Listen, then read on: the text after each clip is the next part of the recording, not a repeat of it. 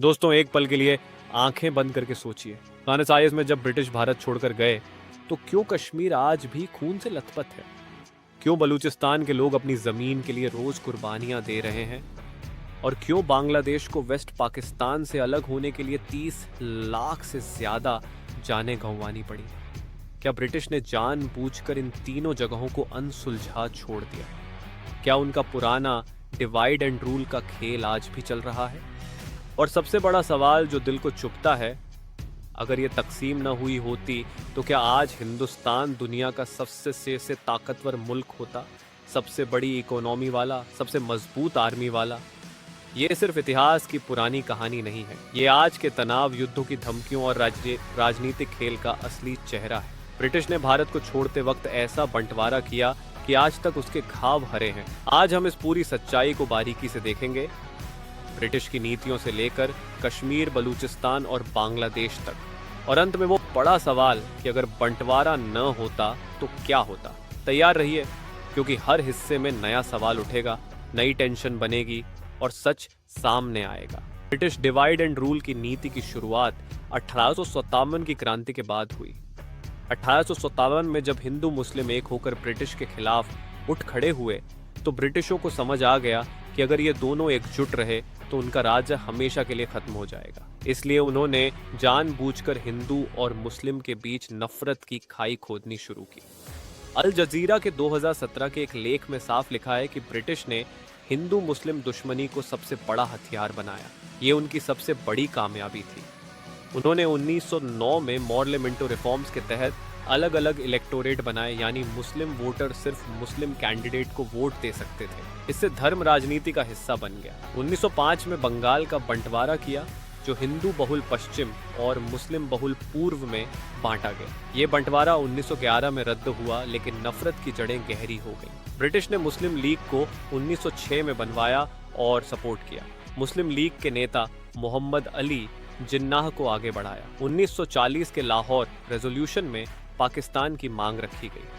British ने इसे हामी भरी, क्योंकि उन्हें पता था कि अगर भारत एकजुट रहा तो आज़ादी की मांग और तेज हो जाएगी।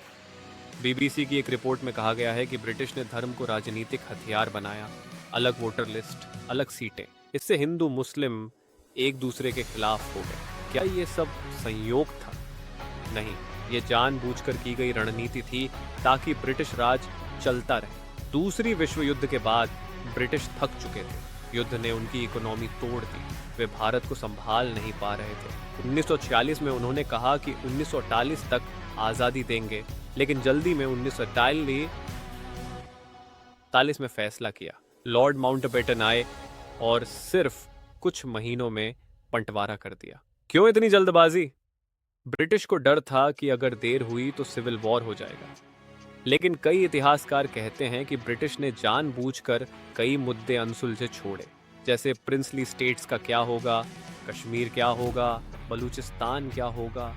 रैडक्लिफ लाइन को सिर्फ 5 हफ्तों में खींचा गया। सर सिरिल रैडक्लिफ, जो कभी भारत नहीं आए थे, उन्होंने मैप पर लाइन खींची। ब्रिटानिका के अनुसार रैडक्लिफ लाइन ने किसी को संतुष्ट नहीं किया, सबको गुस्सा दिलाया। पंजाब और बंगाल में लाखों लोग एक तरफ से दूसरी तरफ चले गए और हिंसा में 2 लाख से 20 लाख तक लोग मारे गए। ब्रिटिश ने क्यों इतनी जल्दबाजी की? क्योंकि वे अपनी जिम्मेदारी से बचना चाहते थे। वे चाहते थे कि भारत और पाकिस्तान हमेशा लड़ते रहें, ताकि कोई एक ताकतवर न बने। अब बात करते हैं कश्मीर की।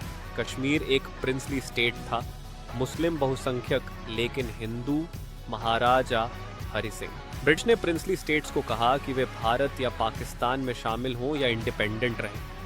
महाराजा ने पहले इंडिपेंडेंस मांगी, फिर पाकिस्तानी कबायली हमले के बाद 26 अक्टूबर 1947 को भारत में शामिल होने का इंस्ट्रूमेंट ऑफ एक्सेशन साइन किया। लेकिन ब्रिटिश ने क्यों इस मुद्दे को यूएन में डाल दिया? क्यों प्लेबिसाइट का वादा किया गया लेकिन कभी नहीं हुआ? कई रिपोर्ट्स बताती हैं कि ब्रिटिश ने जानबूझकर कश्मीर को अनसुलझा छोड़ा ताकि भारत और पाकिस्तान में तनाव रहे।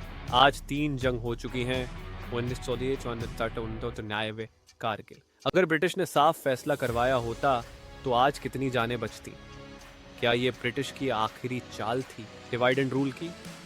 बलूचिस्तान की कहानी और भी दर्दनाक है। बलूचिस्तान कभी इंडिपेंडेंट था। ब्रिटिश ने 1876 में ट्रीटी ऑफ कलात साइन की, जिसमें कलात को इनर इंडिपेंडेंस दी गई। तबादले में 11 अगस्त को खान ऑफ कलात ने इंडिपेंडेंस डिक्लेयर किया, लेकिन सिर्फ 227 दिन बाद पाकिस्तान ने फौज भेजकर कब्जा कर लिया। रिपोर्ट्स में लिखा है कि ब्रिटिश ने पाकिस्तान को दबाव डाला कि बलूचिस्तान को शामिल कर लें, क्योंकि रूस का खतरा था। जिन्नाह ने पहले सपोर्ट किया, फिर पीठ में छुरा घोंपा। आज बलूच लोग आज़ादी मांग रहे हैं, हजारों मारे जा चुके हैं। ब्रिटिश ने क्यों बलूचिस्तान को अनसुलझा छोड़ा? क्या ये उनका स्ट्रैटेजिक प्लान था, पाकिस्तान को कमजोर रखने का? बलूचिस्तान में संसाधन बहुत हैं, गैस, खनिज, लेकिन ब्रिटिश ने जानबूझकर इसे पाकिस्तान के साथ जोड़ा ताकि क्षेत्र में अस्थिरता बनी रहे। अब बांग्लादेश की बात। पाकिस्तान 2 हिस्सों में बना, वेस्ट और ईस्ट, लेकिन भाषा, संस्कृति, दूरी सब अलग। 1970 के चुनाव में अवामी लीग ने बहुमत जीता, लेकिन वेस्ट पाकिस्तान ने सत्ता नहीं दी। 25 मार्च 1971 को ऑपरेशन सर्च लाइट शुरू हुआ। जेनोसाइड, 30 लाख लोग मारे गए, करोड़ों रिफ्यूजी भारत आए।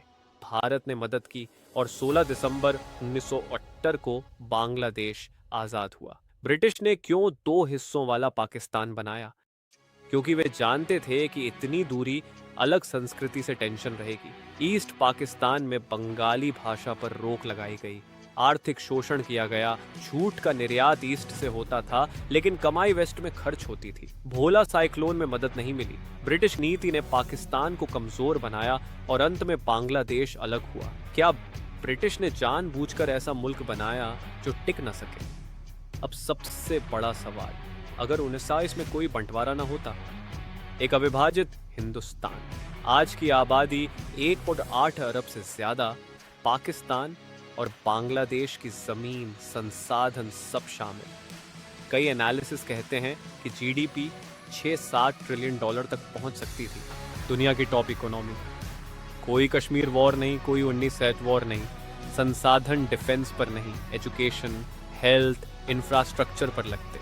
इंडियन ओशन पर कंट्रोल, एशिया में सबसे मजबूत पोजीशन। लेकिन कुछ कहते हैं कि हिंदू मुस्लिम टेंशन से राजनीतिक अस्थिरता बढ़ती, शायद डिक्टेटरशिप आ जाती। लेकिन सच ये है कि बंटवारे से संसाधनों का बंटवारा हुआ, युद्ध हुए, आर्म्स रेस हुई।